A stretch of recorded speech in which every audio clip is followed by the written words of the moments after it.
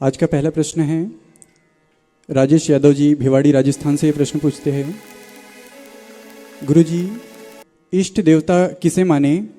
हमने तो जब से दीक्षा ली है तब से गुरुजी आपको ही सर्वस्व माना है। पूजन के समय पंडित जी कहते हैं कि इष्ट देवता को याद करें, तो हम किस देवता को याद करें? हमारे इष्ट कौन हैं? शास्त्रों के अनुसार यद श्रेष्ठो गति श्रेष्ठा श्रेष्ठो इष्टो समागते, जिनके द्वारा हमको श्रेष्ठ मार्ग प्राप्त होता है वही हमारे इष्ट होते हैं। इष्ट किसी का भी फिक्स नहीं होता है, इष्ट भी मनगढ़ंत होता है। आपके मन में जो श्रद्धा है उसको आप इष्ट स्वीकार कर सकते हैं। इष्ट होता नहीं है, इष्ट को चुनना पड़ता है। पंडित जी इसीलिए क्या कहते हैं, आप अपने इष्ट को प्रणाम याद कीजिए। तो पंडित जी को पता होता कि इष्ट ये है तो वो बता ही देता कि आप इसको प्रणाम कर लो, पर नहीं बताया, वो तुम्हारे ऊपर छोड़ देते पंडित जी लोग। आप अपने इष्ट को प्रणाम कीजिए, क्योंकि इष्ट तो हमारी चॉइस है ना, इष्ट होता नहीं है कोई, इष्ट हमारी चॉइस होती है। हमारे हिंदू धर्म में पंचदेव पूजक, पंच देवताओं की पूजा स्थापना में होती है, षोडशोपचार पूजा होती है। तो इन 5 देवों में जो भी आपको अनुकूल लगे उसमें से किसी को भी अपना इष्ट स्वीकार कर लेना चाहिए। कोई भी स्वीकार कर लो आप, जैसे आपको अनुकूल आए। आपको लगे गणेश जी हैं तो उनको स्वीकार कर लो, आपको लगे शिव हैं उनको स्वीकार कर लो, आपको लगे नारायण है विष्णु है उनको स्वीकार कर लो, आपको लगे सूर्य अच्छा है तो सूर्य को मान लो, आपको लगे देवियां अच्छी हैं तो देवी को मान लो। ये पंच देव ही हमारे इष्ट हैं। इन्हीं की हम हिंदू रीति रिवाज के अनुसार साकार पूजा करते हैं। निराकार रूप में तो परब्रह्म परमात्मा निराकार ही इष्ट हैं सबके।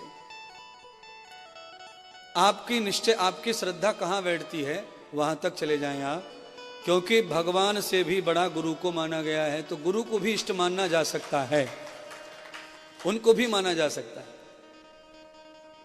पर आडंबर हो गुरु के पास तो इष्ट मानना ठीक नहीं होगा।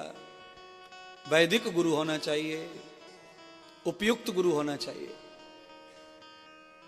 इसीलिए ब्रह्मा विष्णु महेश पर ब्रह्म तस्मै श्री गुरुवे नमः, ये सब आप गाते ही हैं।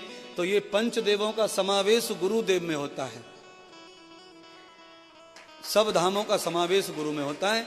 जहां से आत्मज्ञान जागृत हो जाए वही इष्ट है, क्योंकि इष्ट हमारी आत्मा में होता है। जब तक हमारी आत्मा जागृत न हो तब तक इष्ट का कोई भरोसा नहीं है, तलाश नहीं है। तो इष्ट का मतलब होता है श्रेष्ठ, आदर्श जिसका आपके जीवन में काम आ रहा है वही तुम्हारा इष्ट होता है। उसमें ब्रह्मा विष्णु महेश सूर्य देवी गणेश ये सब आते हैं, राम कृष्ण। आप किसी को भी आदर्श मान लें, उन्हीं को इष्ट मानकर प्रणाम करें जिनके बताए रास्ते पर आपका उद्धार हो रहा है। एक ये है। पीछे महात्माओं पंडित जी ये भी कहते हैं अपने गुरु भगवान को याद करो, फिर ये भी कहते हैं अपने पितरों को याद करो। तो इन सबको शामिल करने से ही हमें शुभ आशीर्वाद प्राप्त होता है। ध्यान अकेले करना चाहिए और पूजा सबके साथ मिलके ही करनी। एक भी परिवार का सदस्य अलग नहीं रहना चाहिए पूजा से, यज्ञ से, हवन से। जब भी कभी घर में मौका मिले या वृंदावन आए यहाँ मौका मिले तो मैं परिवार के कर्म कांड पूरा सफल माना जाता है। इसीलिए एक बार फिर से, इष्ट कोई फिक्स नहीं होता है, प्रत्येक व्यक्ति को इष्ट स्वीकार करने का अपना निजी अधिकार है, प्रत्येक प्राणी को, प्रत्येक मनुष्य को। इसीलिए पंडित जी इष्ट की स्थापना नहीं करते, क्योंकि इष्ट तो निराकार होता है, वो दिल से स्वीकार किया जाता है। यजमान मन से ही प्रणाम कर लेते हैं इष्ट को।